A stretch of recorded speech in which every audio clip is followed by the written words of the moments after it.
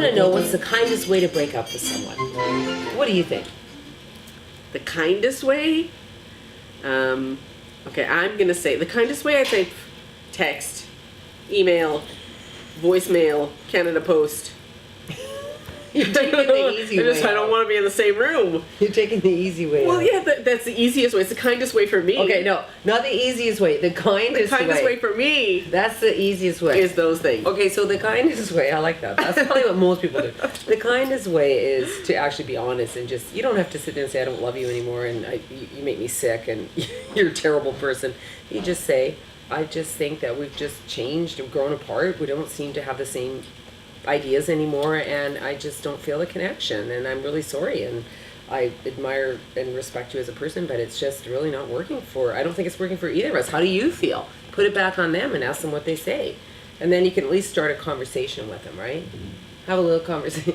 Not an email. I still say email. You Boom, suck. Done. You suck. Goodbye. Email, text.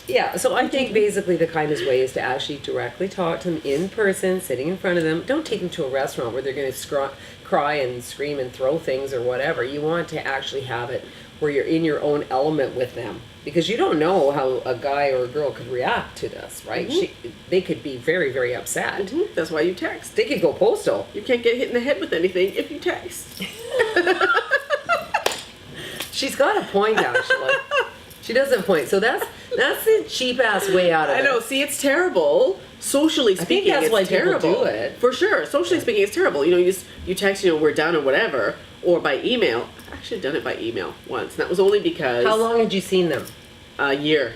But that was only because I couldn't get a hold of him any other way. Like I called and we didn't. Well, were you breaking up with him? Like he was a little too busy and wasn't around. Exactly. Okay. Well, then exactly. Because if you look back at a lot of your relationships, everybody in your life came into your life for that reason, that gave you something that you may not see at the time, but you will later on.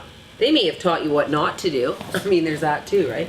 You can still be kind when you break up with someone. You don't have to leave them feeling like chewed gum. But if they are being a dick and they're not being nice about how they're treating you and you don't feel they deserved for you to talk to them, then do what Debbie does. But absolutely. In the same breath, though, we're talking about the kindest way. If you have respect for that person, then just be honest, confront them face to face, and do it in a human contact type of way.